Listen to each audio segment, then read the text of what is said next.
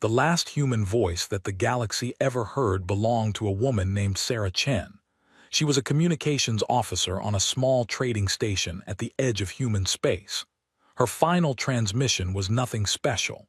She was talking to a Kethvari merchant ship about a delayed shipment of medical supplies. She complained about the coffee machine being broken. She laughed at a joke the alien captain made about human sleep habits. Then her voice stopped, the signal died, and humanity went silent. That was 20,000 years ago. In the days that followed, no one thought much of it. Communication systems failed all the time. Solar flares disrupted signals. Equipment broke down. The Kethvari merchant tried to reconnect for 3 days before giving up and continuing on his route. He made a note in his log about the strange silence and moved on with his life. But the silence spread. One station went quiet, then another, then a whole colony, then a planet. Within a single rotation of the galactic standard cycle, every human signal in the known universe had stopped. No distress calls, no emergency broadcasts, no final messages of farewell. Just silence spreading like a disease through the frequencies that humans had once filled with their noise. The conquered of aligned species noticed within a week. They had to notice. Humanity had been loud. They had been everywhere. Their ships crossed trade routes that connected 100 worlds. Their scientists worked in research stations across the galaxy. Their music played in alien bars on planets so far from Earth that the light from their home star had not yet reached those distant suns. And now they were gone. Elder Morvath, the oldest member of the Conquered Council, was the first to speak the words that everyone was thinking. He stood in the great chamber where species from across the galaxy gathered to discuss matters of importance. His ancient body was wrapped in robes that had been old when the first human looked up at the stars and wondered what was out there. "The humans have vanished," he said. His voice was like wind moving through dead leaves. "We must find out why." The search began immediately. The Kethvari sent their fastest ships. Their species had evolved on a world where survival depended on seeing threats before they arrived. Their sensor technology was the best in the galaxy. They could detect a single hydrogen atom from light years away. They could read the heat signature of a living being through solid rock. If anyone could find the humans, it was them. They found nothing. The first Kethvari expedition reached the nearest human colony in 3 weeks. The planet was called New Boston, and it had been home to 2 million humans. The Kethvari ships entered orbit and scanned the surface. They found cities intact, buildings standing, power systems still running, food sitting on tables half-eaten, clothes laid out on beds as if their owners had been planning to wear them. But no humans, not one, not a single body, not a drop of blood, not a sign of struggle.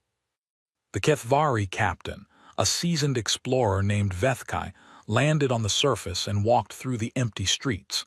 The silence pressed against him like a physical weight. He had seen dead worlds before. He had walked through the ruins of civilizations that had destroyed themselves in war or been consumed by plague. But he had never seen anything like this. There was no death here, there was just absence. He entered a home at random. The door was unlocked. Inside, he found a living room with comfortable furniture. A screen on the wall displayed a frozen image from some human entertainment program. In the kitchen, a pot of something sat on a cold, heating element. Vethkai's scanner told him it was soup. It had been there for weeks, but it had not rotted. The preserving field was still active. Upstairs, he found a bedroom. A child's bedroom, judging by the small bed and the toys scattered across the floor. On the pillow, there was an indentation where a small head had rested. The blankets were pulled back, as if the child had just gotten up. Vethkai stood in that room for a long time. He thought about his own children, waiting for him back home. He thought about how he would feel if he came home to find them gone without a trace. He left the house and returned to his ship. In his report to the Conquered, he wrote, "There is no explanation for what happened here. The humans did not die. They did not fight. They did not flee in ships we could track. They simply stopped being here. I do not know how this is possible. I do not know if I want to know. The Morvathi sent their own expedition next. They were the oldest species in the Concord. Their records went back further than any other civilization. They had seen empires rise and fall. They had watched young species take their first steps into space and old species fade into extinction. If anyone could recognize what had happened to humanity, it was them. The Morvathi expedition was led by a historian named Sci-Fi. She was young by her species standards, only 4,000 years old, but she had spent her entire life studying the patterns of civilizations. She knew how species lived and how they died. She took her ship to Earth itself. The human homeworld was a blue and green jewel hanging in the darkness of space. From orbit it looked peaceful, beautiful even. The Morvathi had always found Earth strangely attractive, though they could not explain why. Perhaps it was because humans themselves had been strangely attractive, not physically, of course. Humans were small and fragile and lived such short lives, but there was something about them, a fire, a hunger, a refusal to accept the universe as it was. Sci-Fi landed outside a human city called New York. The towers rose around her like the bones of some great beast. She walked through streets that should have been filled with millions of humans rushing about their busy lives. Instead, there was only silence and the sound of wind moving through empty canyons of glass and steel. She found a library. Humans loved their libraries. They stored their knowledge in physical form, preserving it against the possibility of technological failure. Sci-Fi thought this was wise.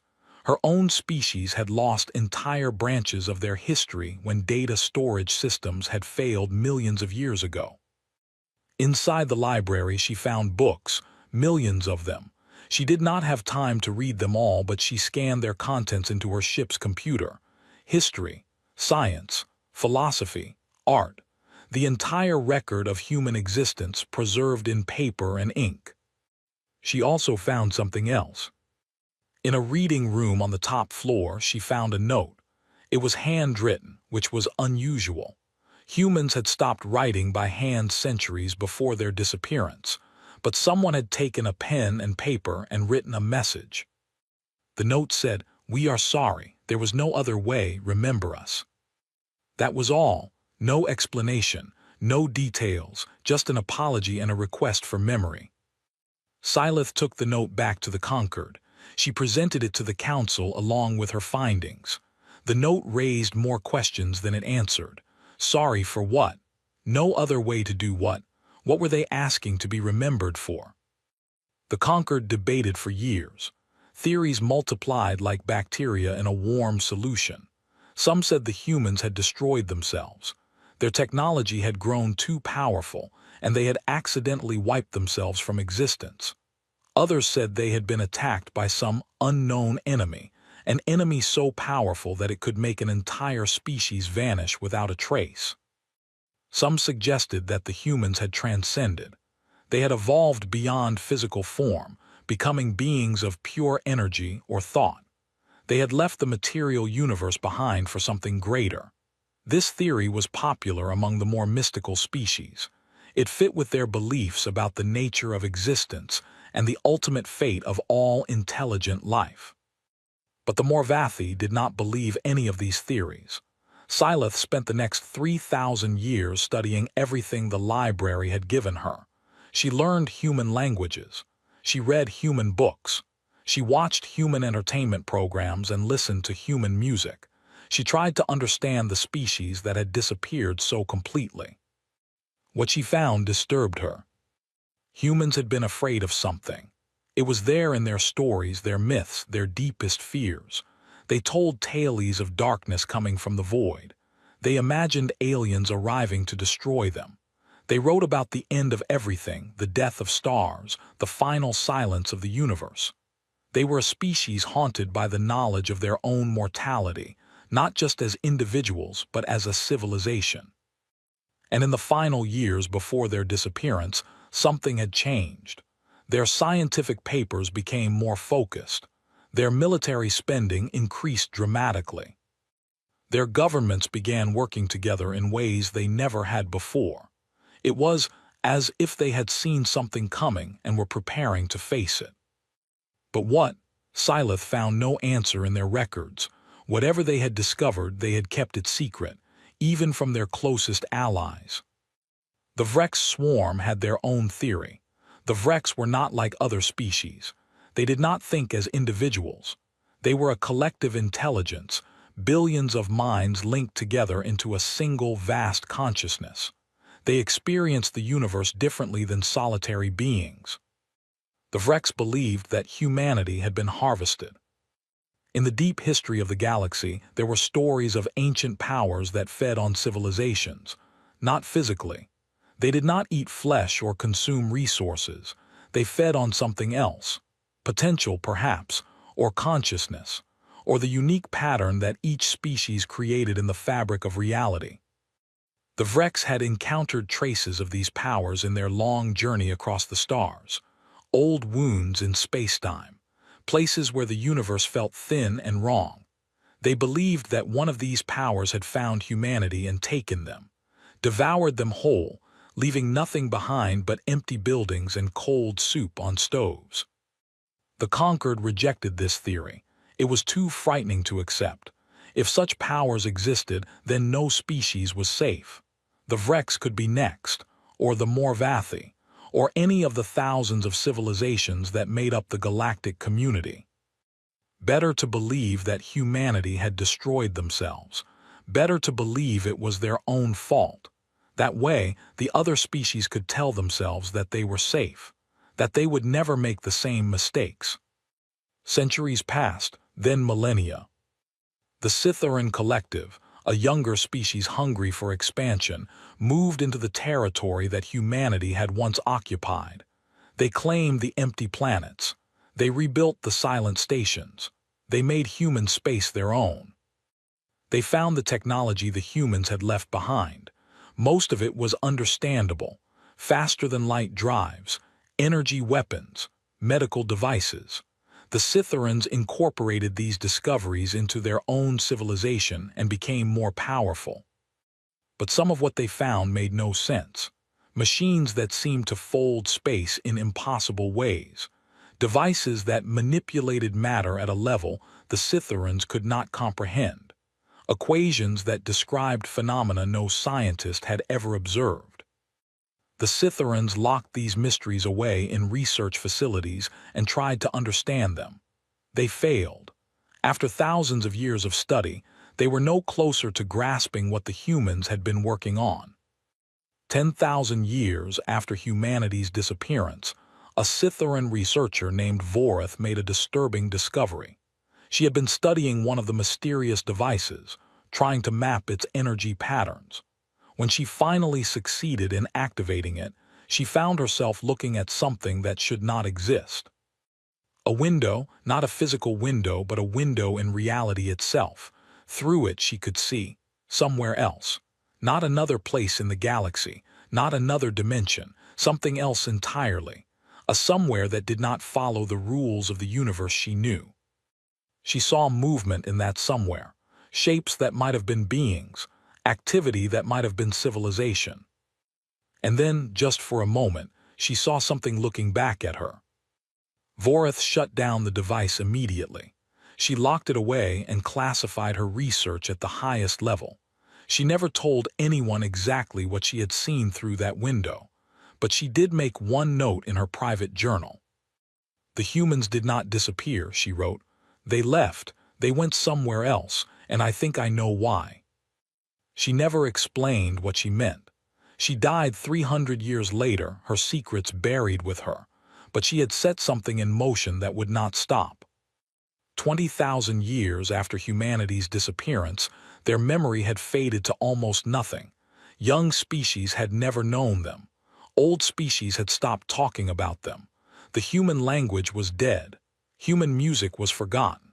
Human art gathered dust in archives that no one visited.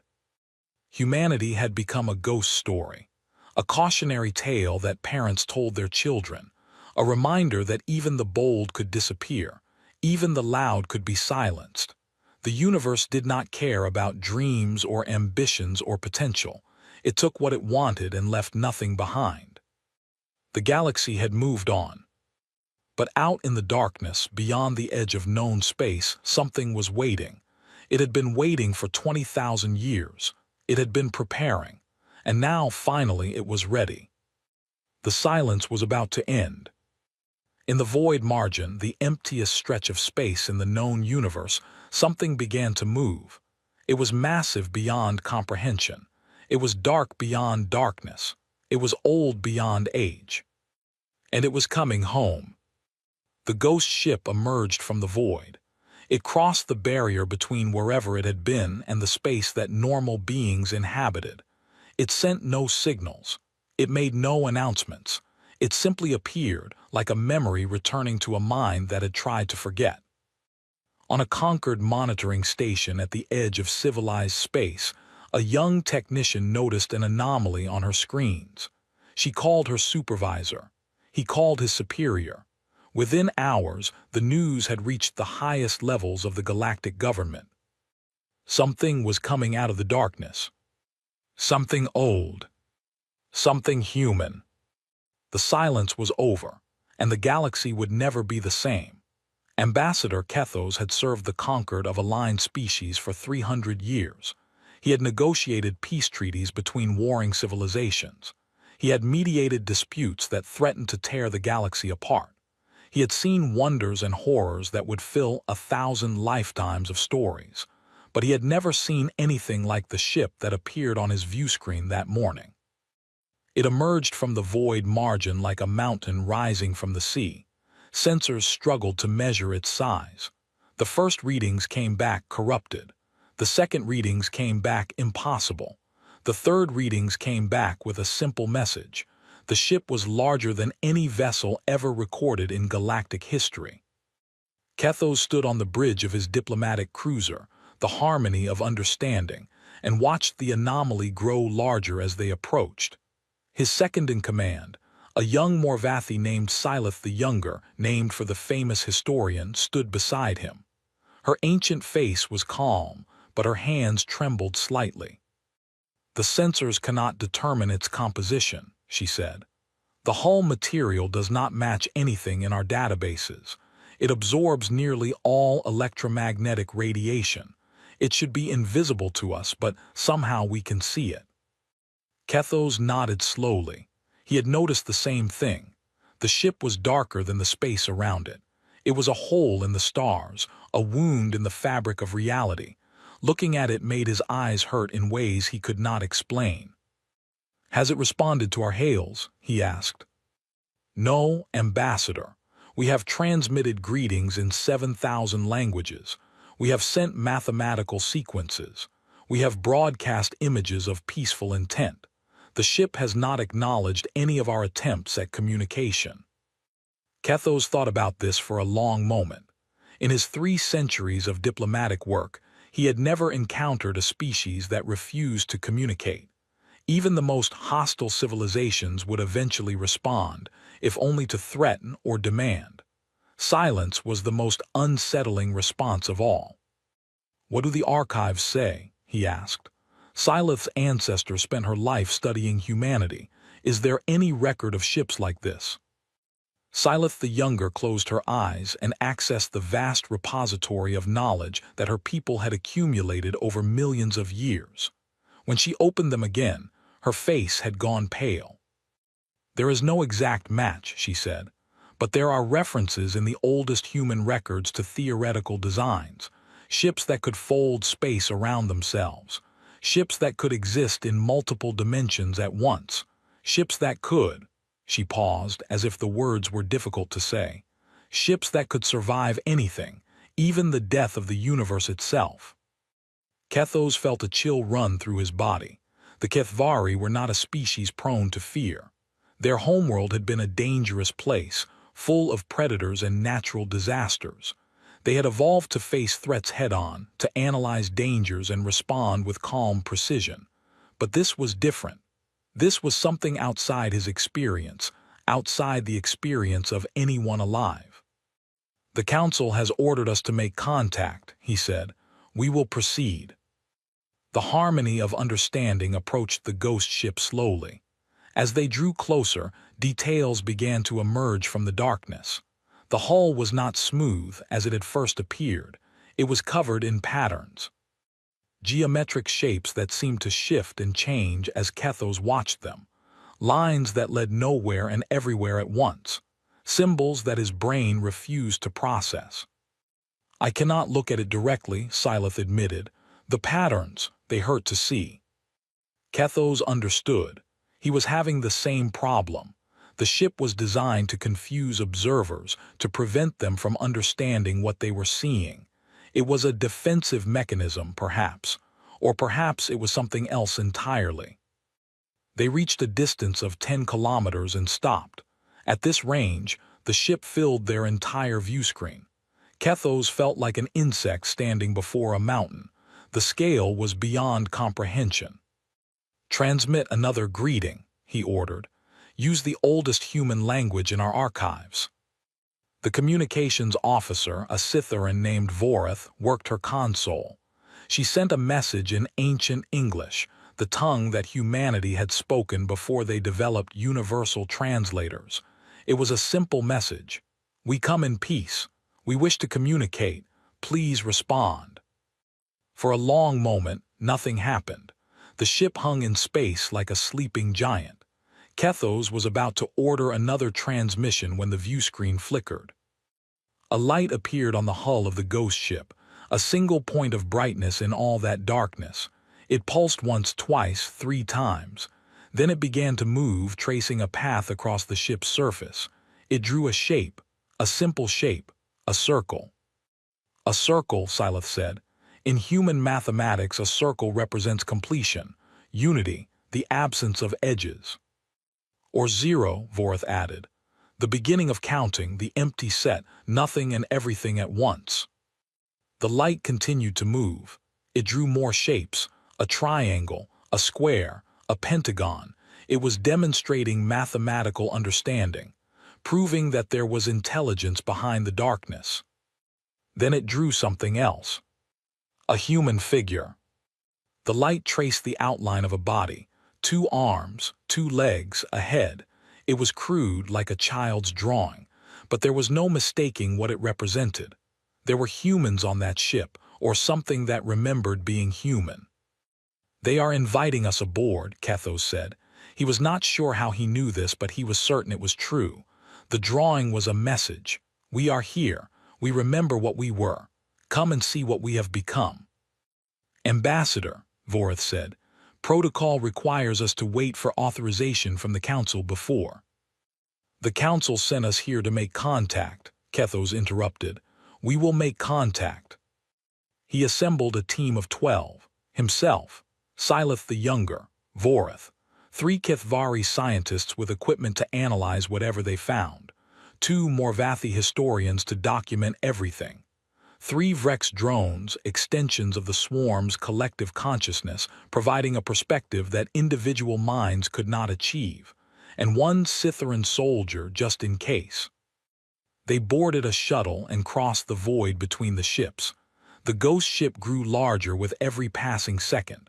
Soon it blocked out the stars entirely. There was only the ship and the shuttle and the darkness between them. "I am detecting an opening in the hull," one of the scientists reported. "A door. It was not there a moment ago." Kethos saw it on the view screen. A rectangle of light had appeared in the ship's surface. An entrance, an invitation. "Take us in," he ordered. The shuttle passed through the opening and entered the ghost ship. The moment they crossed the threshold, everything changed. The shuttle's instruments went haywire. Screens displayed impossible readings. Gravity fluctuated wildly, pressing them into their seats one moment and lifting them from their chairs the next. The walls of the hangar around them seemed to breathe, expanding and contracting in slow, rhythmic pulses. "What is happening?" Voreth demanded. "The ship is alive," one of the Vrex drones said. Its voice was calm, almost meditative, or something like alive. "It is not a machine in any way we understand. It is a place, a somewhere that exists according to its own rules. The shuttle settled onto a surface that might have been a floor. The gravity stabilized, though it felt slightly wrong, as if it was coming from the wrong direction. The door of the shuttle opened, and air flowed in. The HFY scientists analyzed it immediately. Breathable, one of them reported. Nitrogen, oxygen, trace elements. It matches the standard human atmosphere from their records, but there is something else, a component our instruments cannot identify. Kethos stepped out of the shuttle. The hangar around them was vast, large enough to hold a small fleet. The walls were the same dark material as the ship's hull, but here they were covered in lights. Thousands of tiny points of illumination, arranged in patterns that might have been decorative or might have been functional or might have been something else entirely. "Which way?" Silith asked. Before Kethos could answer, the lights began to move. They flowed across the walls like water coming together to form a line, a path, a guide. "We follow the lights," Kethos said. They walked through corridors that seemed to stretch and compress as they moved. The geometry was wrong. Kethos knew that they were walking in a straight line, but somehow they turned corners that did not exist. They climbed stairs that led down. They passed through doors that opened before them and closed behind them with sounds like whispers. The Vrex drones stopped at one point, their collective attention focused on something the others could not see. "There are minds here," the drone said. "Many minds. They are not speaking, but they are present, watching, waiting." "Human minds?" Kethos asked. "Something that was human once. Something that is more than human now, and less, perhaps, different, changed by time and intention." They continued walking. The corridors grew wider. The ceilings grew higher. The lights became brighter. And then, without warning, they emerged into a chamber that stole the breath from every being present. It was a garden. Not a garden in the way that Kethos understood the word. Not a collection of plants arranged for beauty or food. This was something else. Trees grew from walls at impossible angles. Flowers bloomed in colors that had no names. Water flowed upward into pools that hung suspended in the air. Creatures that might have been birds or might have been something else entirely flew through a sky that existed only inside this chamber. And in the center of it all, there was a woman. She sat in a chair that seemed to be grown from the living material of the ship itself. Vines wrapped around her arms and legs, pulsing with faint light. Her eyes were closed, but Kethos knew that she was aware of them. He could feel her attention like heat from a fire. She was human, or she had been human once. Her form was still recognizably the same as the figures in the old records: 2 arms, 2 legs, a head with 2 eyes and a nose and a mouth, skin that was pale and smooth, hair that was dark and long. But there was something different about her, something that his eyes could not quite capture. She seemed to exist more fully than anything else in the room. She was realer than real, more present than present. Looking at her was like looking at the source of light itself. Her eyes opened. They were not human eyes. They were too deep, too vast, too full of knowledge and time and experience. Looking into them, Kethos felt like he was falling into an ocean of stars. "You came sooner than we expected," she said. Her voice carried harmonics that resonated in frequencies Kethos had not known existed. It was beautiful and terrible at the same time. "But that is fine. We are ready now." Kethos tried to speak. His mouth was dry. His mind was blank. 300 years of diplomatic training, and he could not find words to address this being who had once been human. "Who are you?" he finally managed. "What are you?" The woman smiled. It was a human expression, but it did not reach her eyes. Those eyes were too old for smiling. "My name is Elena," she said. "I was born on Earth, in a city called Madrid, 800 years before my species left this galaxy. I remember the taste of oranges from my mother's garden. I remember the sound of rain on a tile roof. I remember being young and afraid and hopeful." She paused, and something like sadness crossed her face.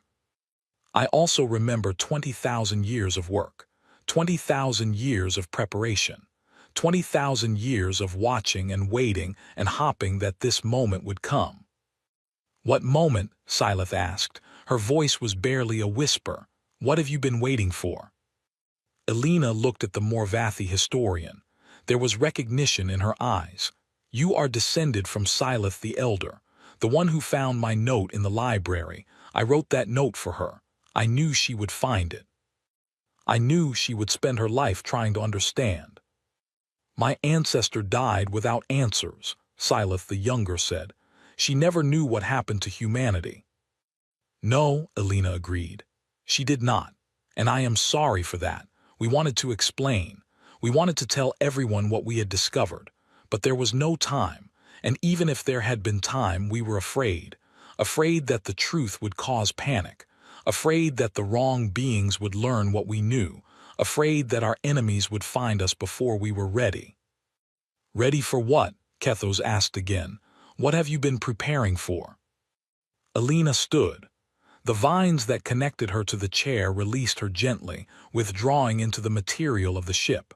She walked toward the delegation from the Concord, and with each step she seemed to become more solid, more present, more real. Ready to explain, she said. Ready to warn, ready to offer you a choice that we were never given. She stopped directly in front of Kethos. She was shorter than him, her head barely reaching his chest. But somehow, he felt like she was looking down at him from a great height. 20,000 years ago, humanity discovered something terrible. Something that changed everything we thought we knew about the universe. Something that forced us to make a decision that haunts us to this day. She reached out and touched his hand. Her skin was warm, human warm. And yet beneath that warmth he could feel something else. Something vast, something powerful. Something that had been forged in the fires of 20 millennia of evolution and engineering. We discovered that the universe is not alone, Elena said, and we discovered what lives in the dark between the stars. Kethos felt his blood run cold. What lives there? He asked. Elena's eyes met his, and in their depths he saw something that would change his life forever. Horror, she said simply. Horror beyond your worst nightmares. Horror that has consumed more galaxies than there are stars in your sky. Horror that is coming here. Horror that will be here soon. She released his hand and stepped back. We left to prepare for its arrival. We have spent 20,000 years building weapons, developing defenses, evolving ourselves into something that might survive the coming darkness. And now, we have returned to give you the same choice we made. What choice? Kethos asked. Elena's expression was unreadable, part sadness, part determination, part something else that he could not name. Fight, she said, or die. Those are the only options. There is no running, there is no hiding. There is no negotiating with what is coming. You fight or you die. And if you choose to fight, we will show you how. The chamber was silent. The alien garden rustled in a wind that came from nowhere. The creatures that might have been birds sang songs in frequencies that only some of the delegation could hear. Why should we believe you? Vorith demanded. The Scytharan soldier was the first to recover her voice. You disappeared for 20,000 years. You left us without warning, without explanation. Why should we trust anything you say? Elena turned to face her. You should not trust us, she said. You should verify everything we tell you. You should test our claims. You should doubt and question and challenge. That is what we would do in your place. That is what we did when we first learned the truth. Then show us, Kethos said. Show us this horror you speak of. Prove that it exists. Elena nodded slowly. Yes, she said. That is fair. That is necessary. You cannot prepare to fight what you do not understand. She turned and walked back toward her chair. As she moved, the walls of the chamber began to change. The garden faded, the lights dimmed, and something else appeared. Images, moving images, projected onto the surfaces all around them. Images of the darkness between galaxies. Images of things moving in that darkness. things that had no shape and every shape, things that consumed light and matter and time itself. Kethos watched, and he felt something he had not felt in 3 centuries of diplomatic service. Fear. Real fear. The kind of fear that makes you want to run and hide and pretend that you never saw what you saw. But he did not run.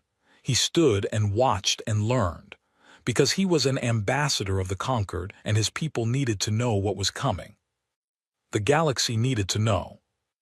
And now, finally, humanity had returned to tell them. The images played across the walls of the chamber for what felt like hours.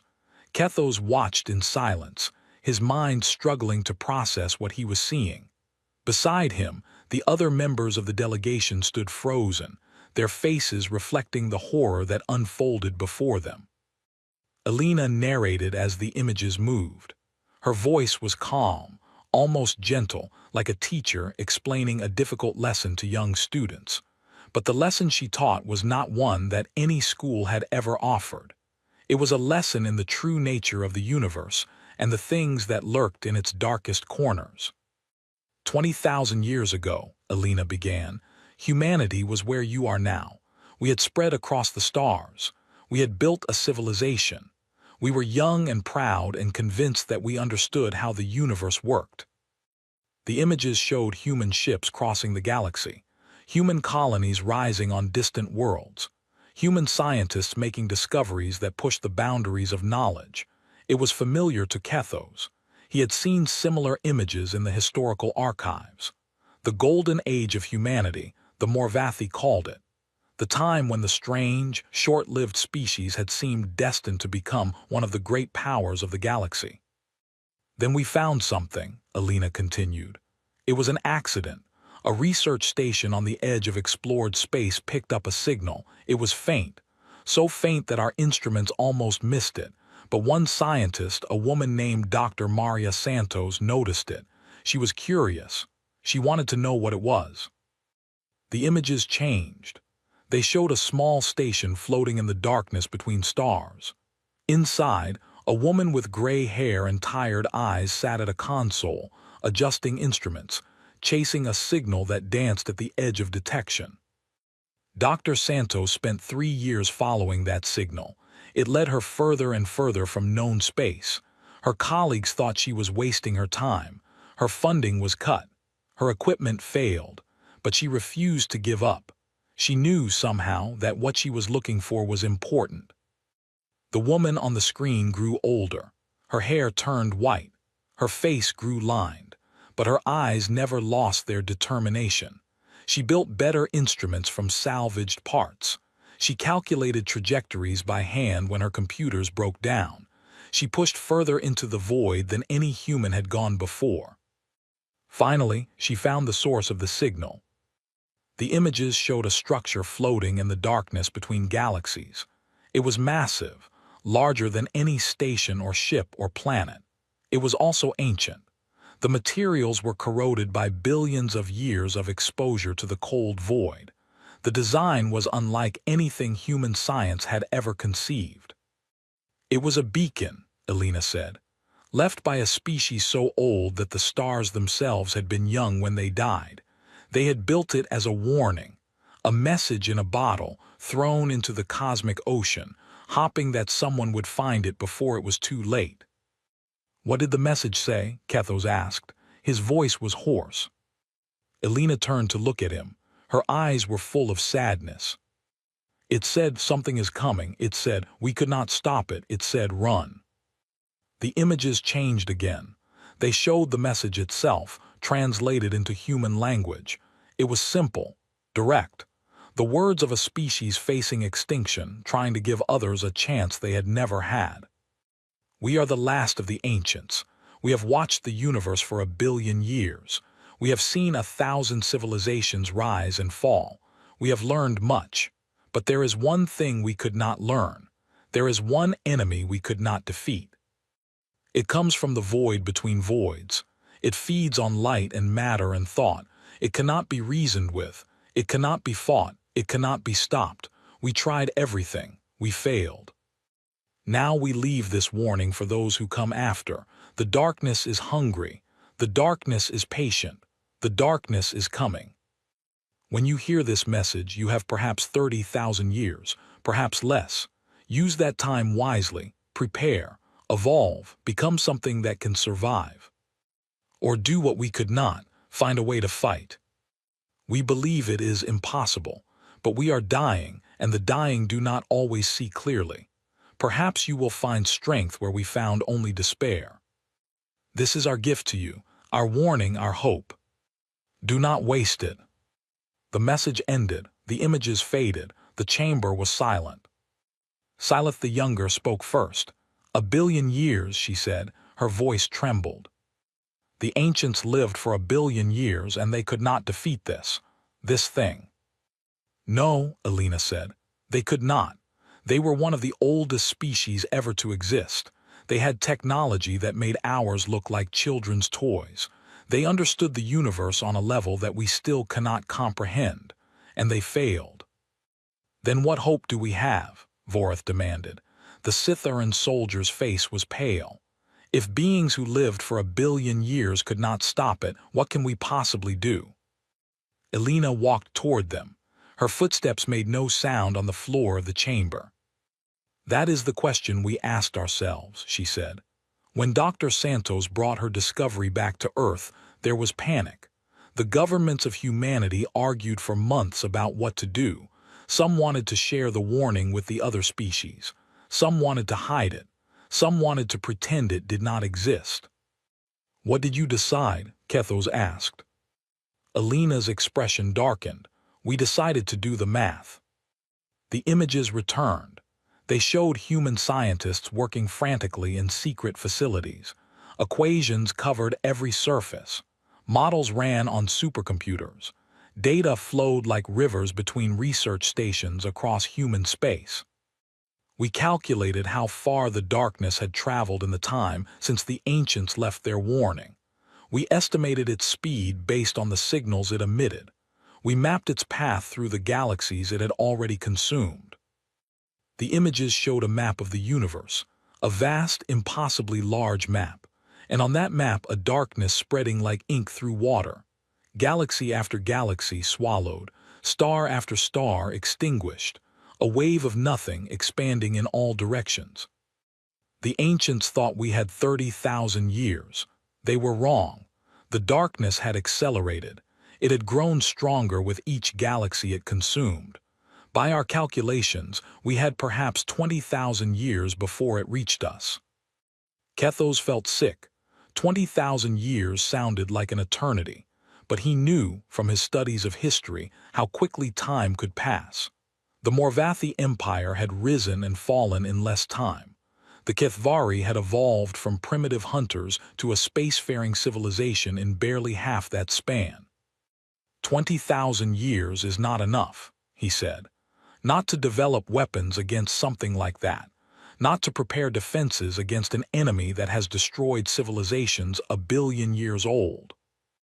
You are correct, Alina agreed. 20,000 years is not enough. Not if you spend that time the way civilizations normally spend time. Not if you waste centuries on wars and politics and petty disputes. Not if you follow the normal path of development. She paused, and something like fire flickered in her eyes. That is why we left. The images showed humanity's final days in the galaxy. Ships gathering, stations emptying, billions of people moving through space in the greatest migration in the history of intelligent life. We realized that we could not save everyone. There was not enough time. There was not enough technology. We could not build ships for all the species of the galaxy. We could not teach them all what we had learned. If we tried, we would fail. We would waste our precious years in arguments and negotiations while the darkness crept closer. So you abandoned us, Vorith said. There was anger in her voice, betrayal. Alina met her eyes without flinching. Yes, we abandoned you. We made a choice that haunts us to this day.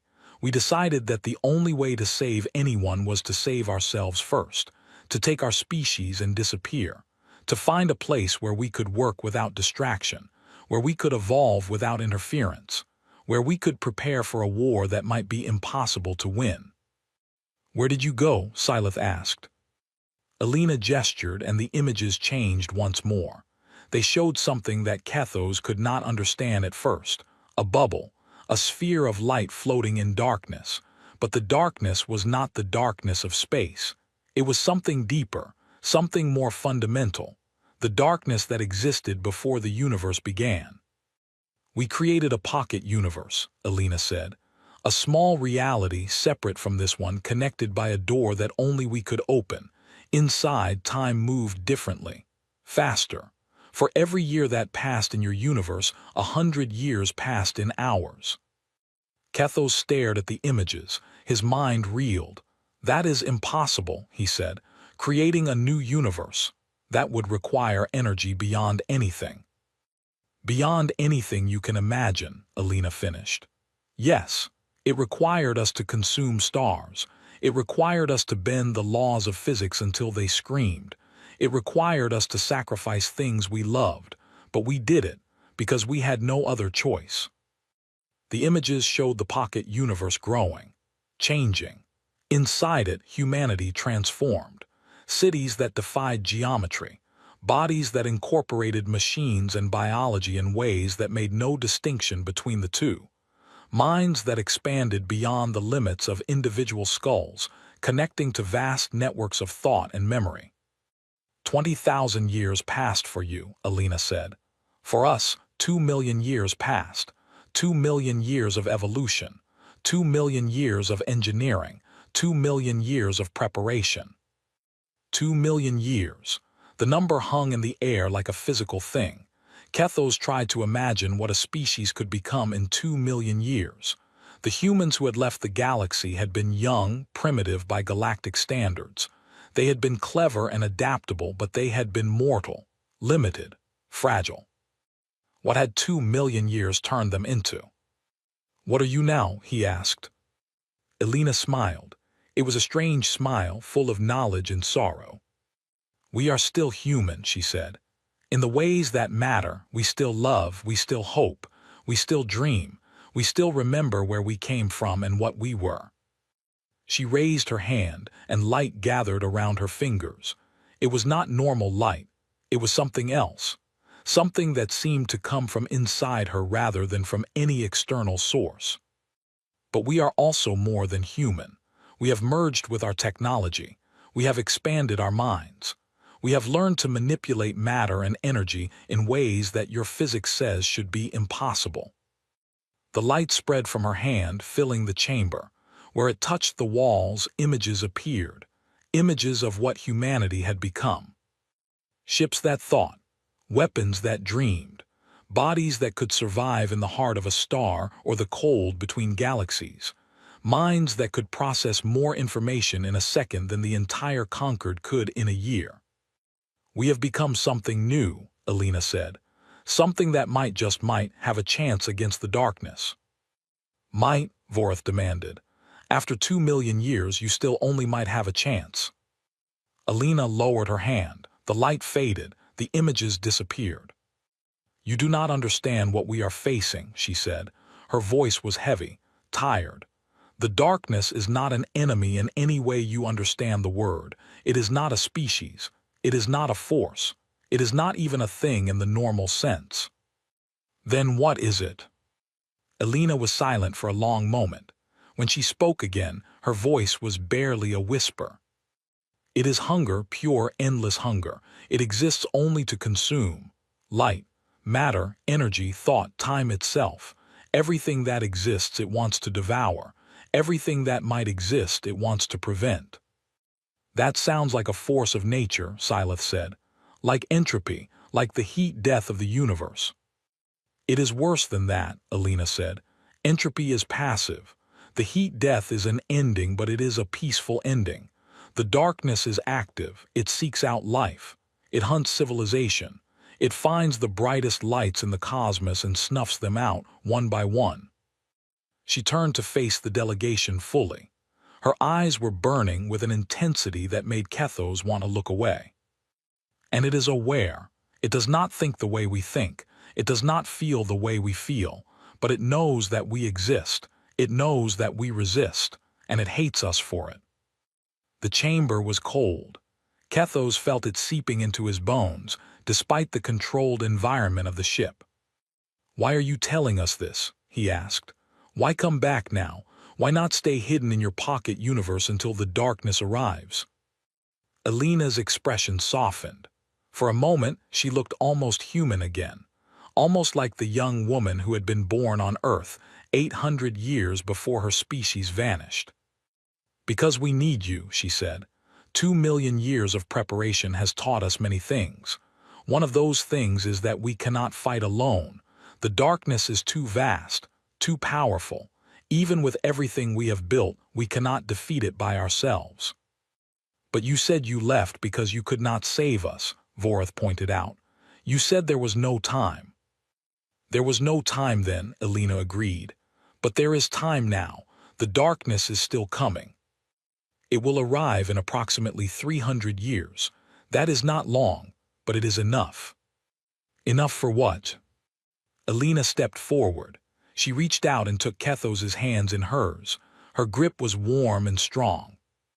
"Enough to share what we have learned.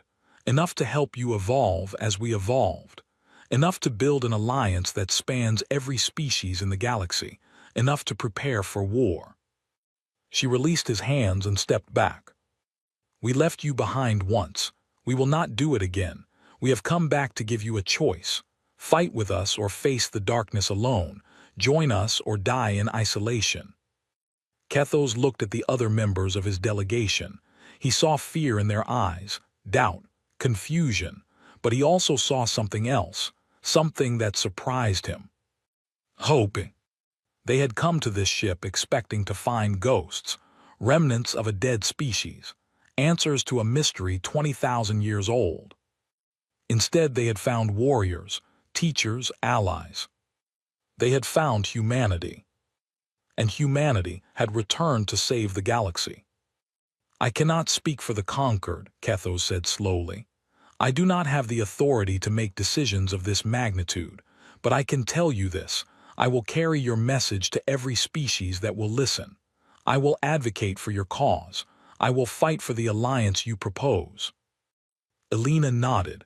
There was gratitude in her eyes, but also something else, something that looked like pain. "That is all we ask," she said. "Carry the message, spread the warning, let the galaxy decide." She turned and walked back toward her chair. The vines reached out to embrace her once more. "We will wait for your answer, but do not wait too long.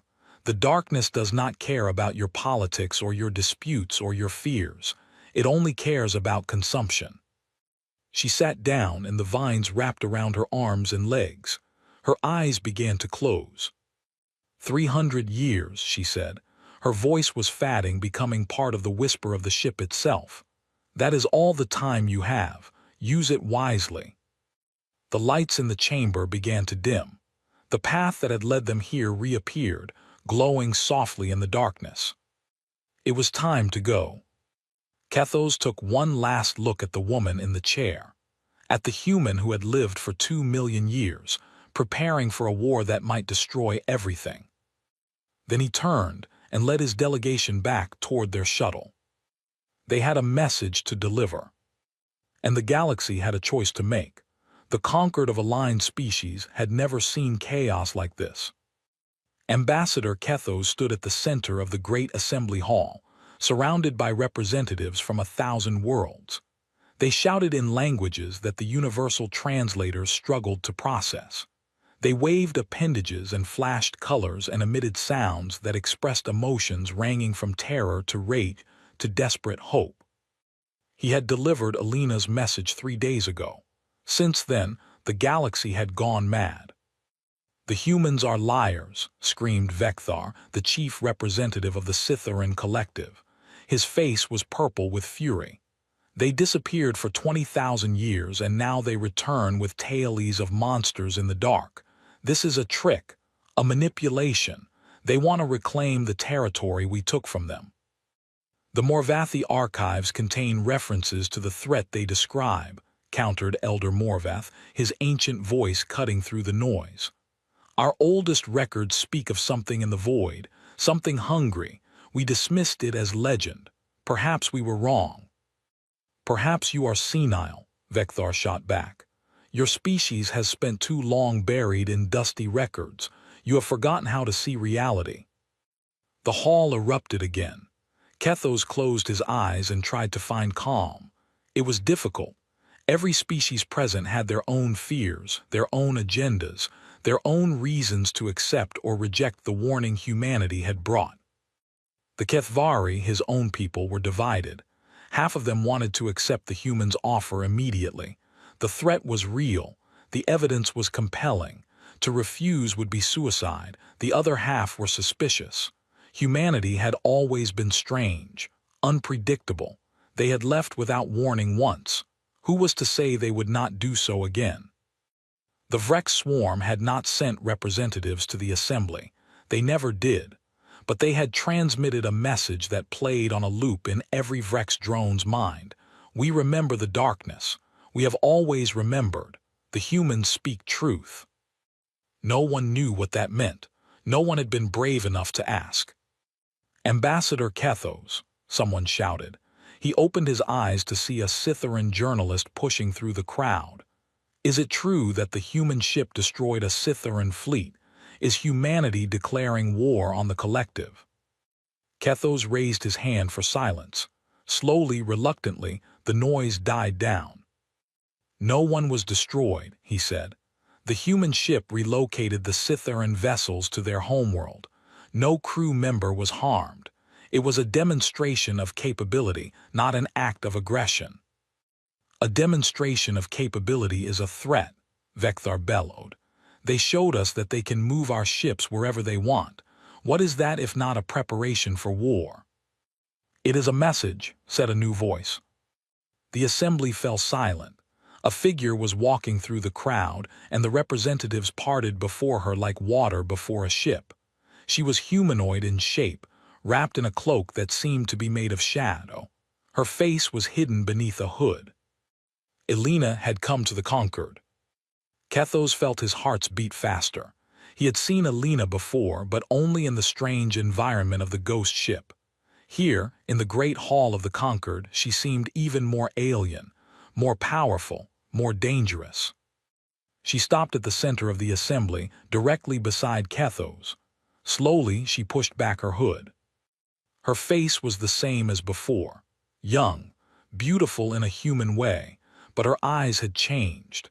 They glowed with a faint light that had nothing to do with the illumination of the hall, and when she spoke, her voice carried to every corner of the vast chamber without any apparent effort. "We did not come here to fight you," she said.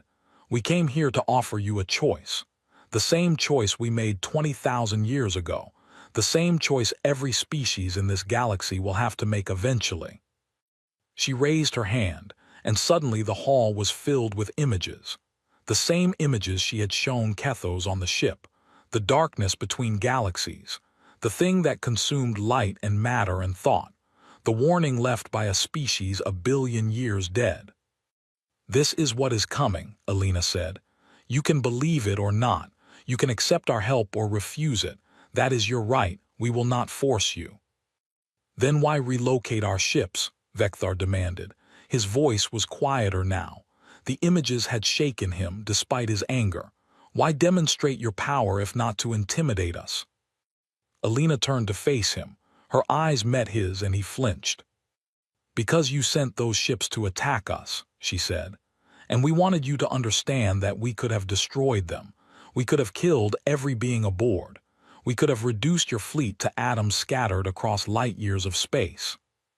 She paused, and her expression softened slightly.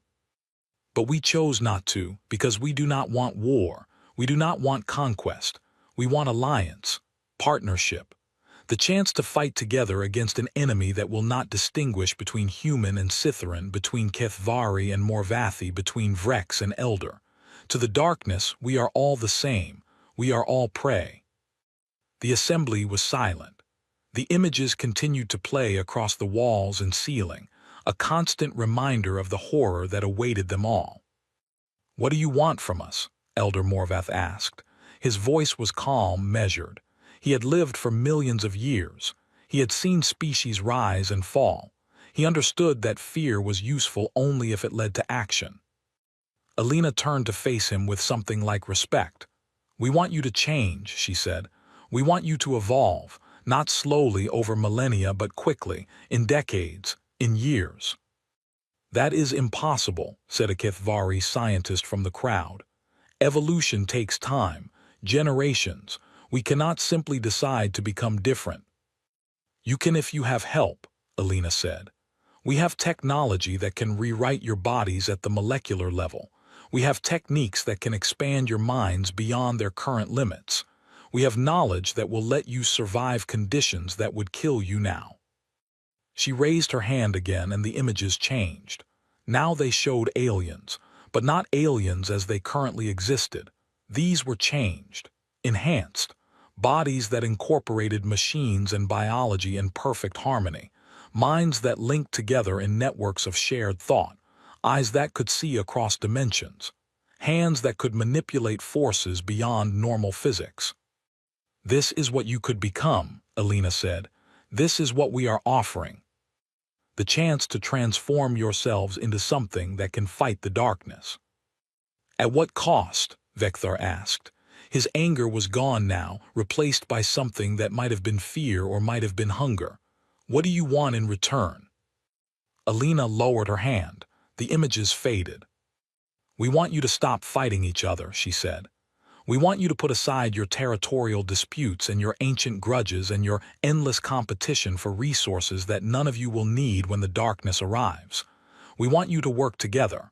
All of you, every species, every world, every individual." The hall erupted into murmurs. The idea was absurd, impossible. The species of the galaxy had been warring and competing and distrusting each other for millions of years. They could not simply set aside their differences because a species that had been gone for 20,000 years told them to. "You ask too much," a representative from the collective said. It was not Vekthar, but a younger Scytherin, female, her voice calm where his had been angry. "We have grudges that go back thousands of years, wars that have killed billions, wounds that will never heal." "I know," Alina said. "We had the same problems. Humans fought among themselves constantly. We killed each other over land, over resources, over ideas. We were very good at war." She walked toward the young Scytherin, her footsteps silent on the floor of the assembly hall. "But we learned something in the centuries before we left. We learned that the universe does not care about our disputes. The stars do not care who owns what territory. The void does not care about our grudges or our histories or our righteous anger." She stopped directly in front of the Scytherin representative.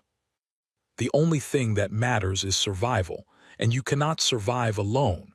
None of you can, not even us." The young Scytherin met Alina's eyes. She did not flinch, though Kethos could see the effort it cost her. "Why should we believe that you will help us?" she asked. "You left us once. You disappeared without warning, without explanation. You let us believe you were dead for 20,000 years. Why should we trust you now?"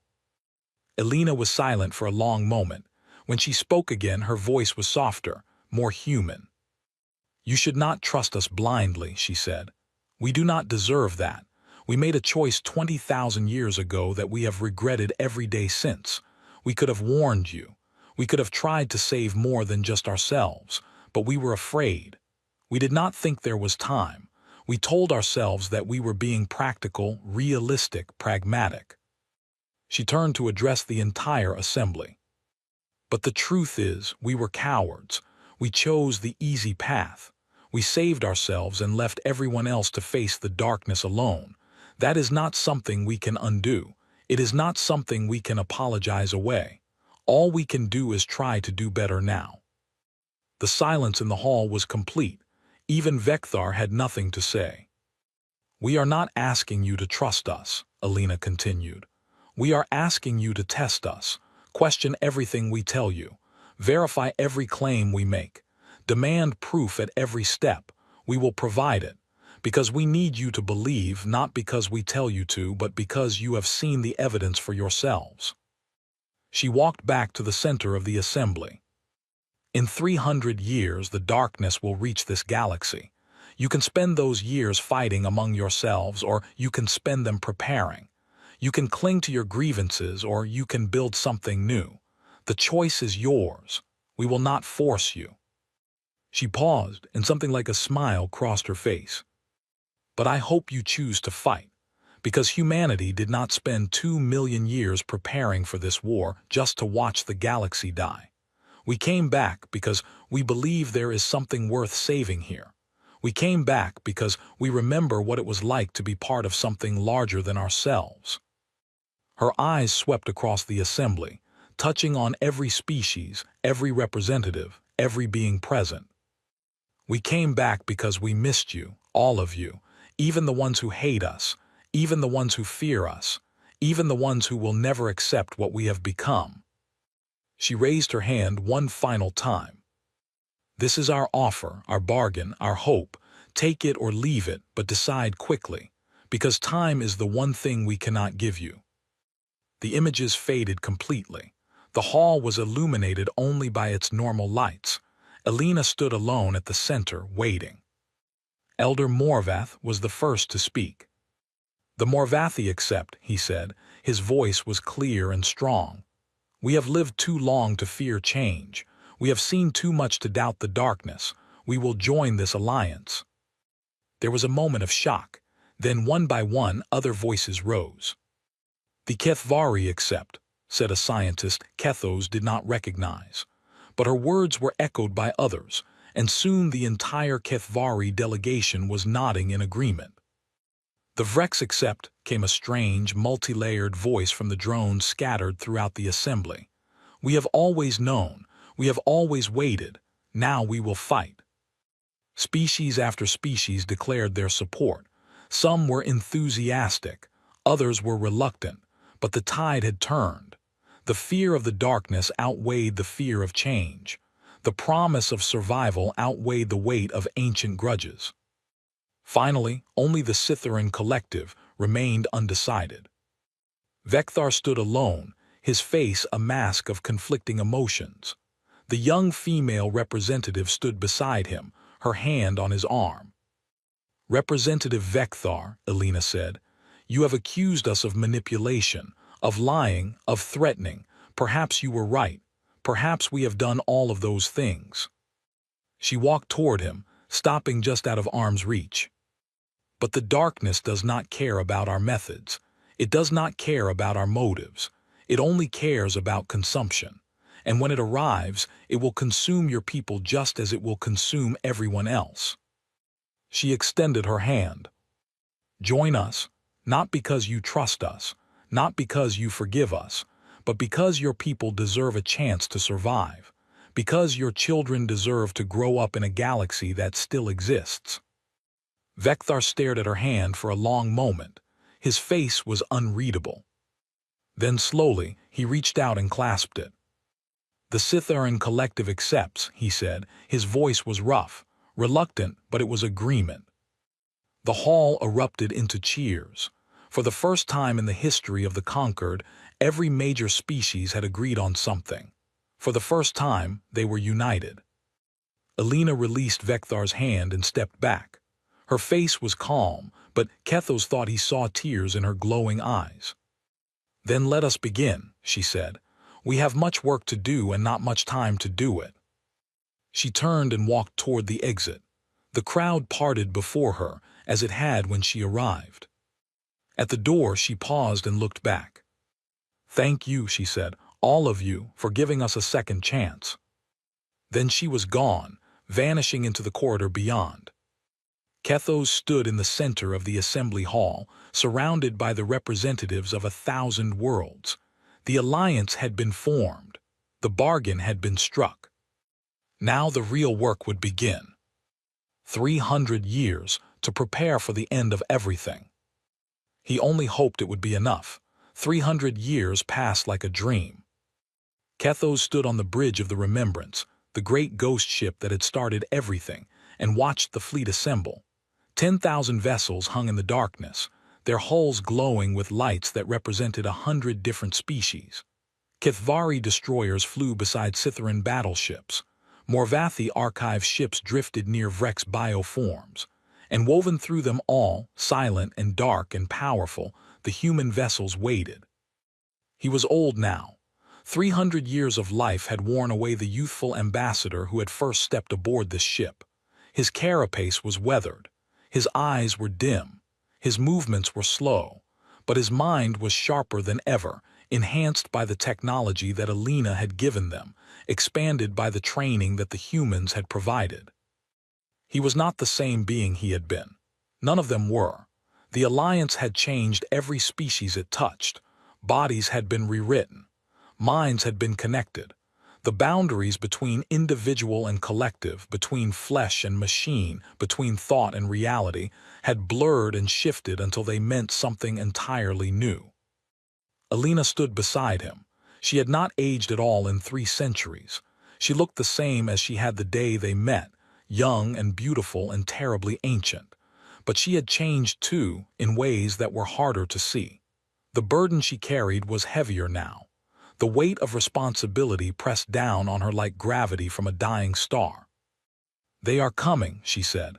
Her voice was soft, but it carried to every being on the bridge. "The scouts have detected them at the edge of the system." Kethos looked at the view screen. At first he saw nothing, just stars and darkness and the vast empty spaces between. Then his enhanced eyes adjusted, and he saw what the scouts had found. The darkness was moving. It did not look like a fleet. It did not look like an army. It looked like the absence of everything, a wave of nothing, spreading across the stars, swallowing light and matter wherever it touched. Planets vanished into its embrace. Suns flickered and died. The fabric of space itself seemed to tear and twist as it passed. "How long?" Kethos asked. "Hours," Alina said. "Perhaps less. It moves faster when it senses prey." Around them, the bridge crew worked in silence. Morvathi navigators plotted courses. Kithvari gunners armed weapons. Scythian tacticians coordinated the fleet. Vrex bioforms processed information at speeds no individual mind could match. And humans, changed and ancient and impossible, held everything together. This was what 300 years had built. A fleet unlike anything the galaxy had ever seen. Ships that thought and dreamed and fought with a purpose that went beyond survival. Weapons that existed in dimensions no one had known existed before the humans returned. Defenses that bent the laws of physics until they screamed. And it still might not be enough. "We should have had more time," a young Scythian officer said. Her name was Vekthar's granddaughter, Surith. She had been born after the Alliance was formed, raised in a world where humans and aliens worked side by side. She had never known the old rivalries, the ancient hatreds. To her, the Alliance was simply reality. "Time is always insufficient," Alina replied. "We could have had 1,000,000 years, and it still would not have been enough to prepare for this." She turned to face the crew. Her eyes swept across every species, every individual, every being who had chosen to be here. "What we have built in 3 centuries is a miracle," she said. "You have accomplished things that should have been impossible. You have changed yourselves in ways that your ancestors would not have believed. You have become something new, something beautiful, something worth saving." She paused and her voice softened. "Whatever happens today, remember that. Remember that you fought. Remember that you did not surrender. Remember that you chose to stand against the darkness, even when standing seemed hopeless." The bridge was silent. Outside, the darkness crept closer, swallowing stars one by one. "All ships," Alina commanded. "Move to defensive positions, prepare for engagement." The fleet began to move. 10,000 vessels, carrying billions of beings, spread across the void like a wall of light. At the center, the Remembrance held its position, a beacon of human engineering and human will. Kethos watched the darkness approach. It was closer now, close enough to see the shapes that moved within it. things that had no form and every form, things that consumed light and reflected nothing back, things that were hunger given shape. "They are testing us," Alina said, "reaching out with tendrils to see how we respond." On the view screen, a tendril of darkness lashed toward the edge of the fleet. A HFY destroyer intercepted it, firing weapons that bent space itself. The tendril recoiled, torn apart by forces it had not expected. But another tendril followed, and another, and another. The battle had begun. It was not a battle in any conventional sense. There were no tactics, no strategies, no clever maneuvers. The darkness simply attacked, relentlessly, endlessly, throwing itself against the fleet in waves of nothing. And the fleet fought back, pouring energy and will and hope into weapons that burned across dimensions. Ships died. Kethos watched a Morvathi archive ship, ancient beyond measure, vanish into a wave of darkness. 1,000 years of knowledge, gone in an instant. A Vrex bioform, large as a moon, was torn apart by tendrils that reached inside it and devoured from within. But for every ship that fell, the darkness paid a price. Weapons that Alina had designed over 2 million years of preparation tore holes in the enemy. Shields that bent reality itself held against assaults that should have been irresistible. And the beings who crewed the fleet, enhanced and evolved and united, fought with a ferocity that the darkness had never encountered. "It is confused," Alina said. There was something like wonder in her voice. "It has never met resistance like this. In all the galaxies it has consumed, nothing has hurt it the way we are hurting it." "Is it working?" Surith asked. "Are we winning?" Alina's expression darkened. "No, we are slowing it down. We are causing it pain, but we are not winning. It is too vast, too old, too hungry." On the view screen, the darkness continued to advance. Despite everything the fleet threw against it, it crept forward inch by inch, year by year. Ships that had survived the first assault fell to the second. Defenses that had held for hours began to fail. The line was breaking. "All ships," Alina commanded, "fall back to secondary positions. Prepare Protocol Prometheus." Kethos felt his heart clench. Protocol Prometheus. They had discussed it in the years before the battle. They had hoped they would never need it. But Alina had been clear. If conventional weapons failed, there was only one option left. "Alina," he said, "is there no other way?" She looked at him. Her eyes were full of grief. "There is always another way," she said. "The other way is losing. The other way is watching everything we love be devoured. I prefer this." She turned back to the view screen. "All ships, this is Alina. I am authorizing Protocol Prometheus. You know what this means. You know what we are asking you to do. If anyone wishes to withdraw, do so now. No one will think less of you." The fleet was silent. No ship withdrew. No being chose to flee. "Very well," Alina said. Her voice was steady, but Kethos could see the tears running down her face.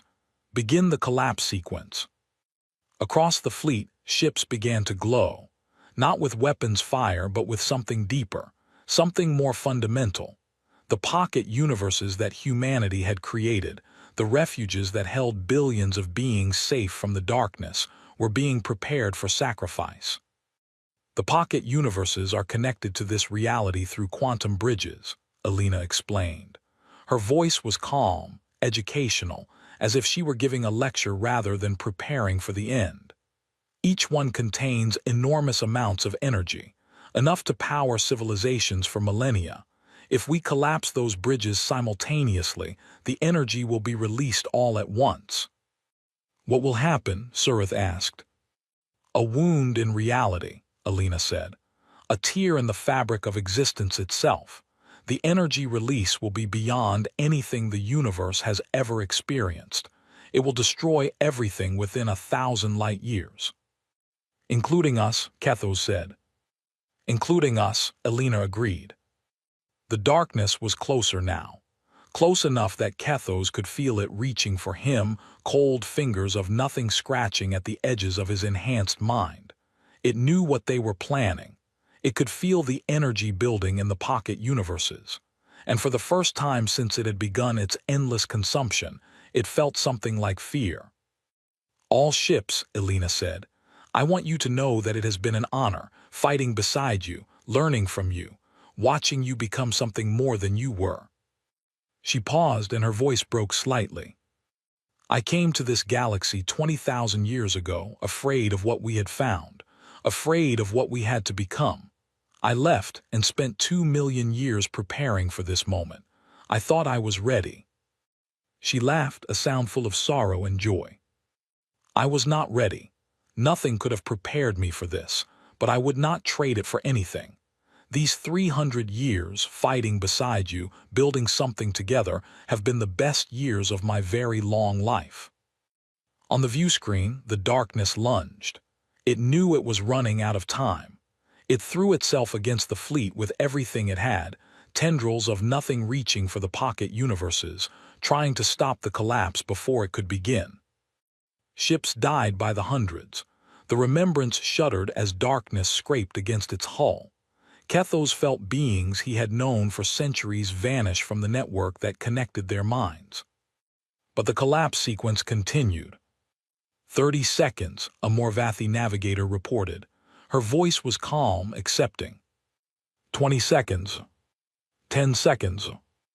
Elena closed her eyes. Her lips moved in a silent prayer. Kethos did not know which human deity she was praying to. Perhaps all of them, perhaps none. 5 seconds. 4. 3. 2. 1. The universe screamed.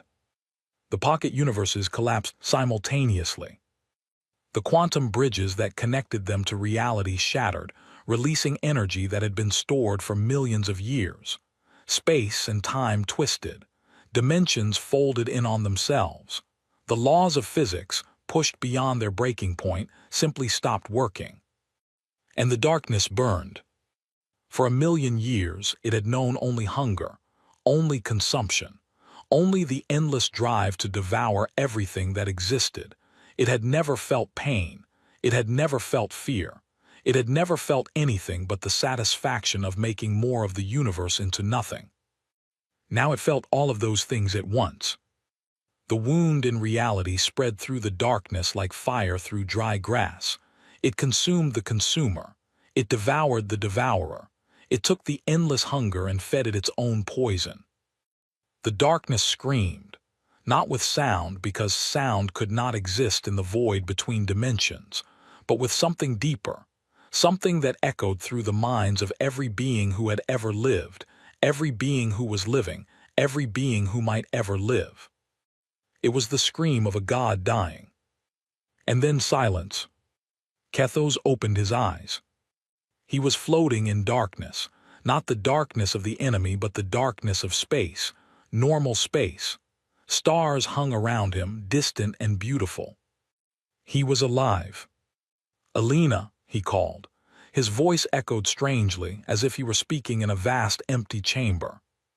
"I am here." She appeared beside him, glowing faintly with a light that came from within her. She looked different now, more human than she had in years. The weight that she had carried for so long seemed to have lifted. "We survived," Kethos said. It was not a question, but he needed to hear the confirmation. "Some of us survived," Elena said. Her voice was sad. "Not all. The pocket universes are gone. Billions of beings who chose not to be in the fleet are lost.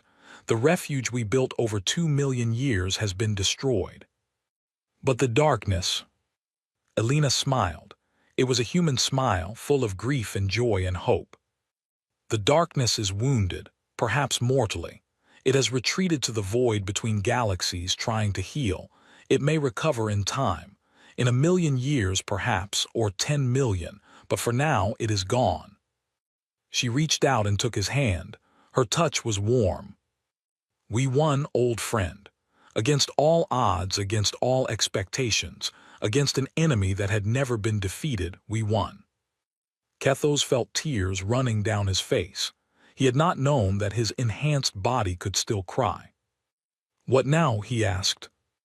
Elena looked out at the stars. The fleet was regrouping.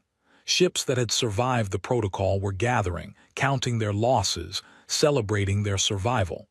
1,000 species, united by 300 years of work and sacrifice, had faced the end of everything and emerged victorious. "Now we rebuild," Alina said. "Now we heal. Now we remember those we lost and honor their sacrifice." She turned to face him. "And now we prepare, because the darkness may return, in 1,000,000 years or 10 million or 100 million, and when it does, we will be ready." Kethos looked at the fleet, at the species who had learned to work together, at the humans who had returned from their long exile, at the galaxy that had survived. "Will we be here," he asked, "in 1,000,000 years?" Alina smiled again. This time the smile reached her eyes. "We will be somewhere," she said. "Changed perhaps, different but still fighting, still hopping, still refusing to surrender to the darkness." She squeezed his hand. "That is what we do. That is what we have always done. And that is what we will always do." Around them the stars burned bright. The galaxy turned slowly on its axis. Life continued in all its strange and beautiful forms. And somewhere in the vast darkness between galaxies, humanity kept watch. Waiting, hopping, preparing. Because the darkness might return. But when it did, they would be ready. They would always be ready. 10,000 years later, in a universe that had healed and grown and flourished, a young Kethvari researcher discovered an anomaly at the edge of the void margin. It was a signal, faint, ancient, human. She analyzed it for weeks, trying to understand what it meant. It was not words exactly. It was more like a feeling, a memory, a promise. When she finally translated it, she sat in silence for a long time. The message said, "We survived. We are out here somewhere, somewhen. We remember you. We remember all of you. And if the darkness ever comes again, we will be back." She saved the signal, filed her report, and looked up at the stars. Somewhere out there, humanity was still watching, still waiting, still hopping. And the galaxy, for the first time in a very long time, was not afraid.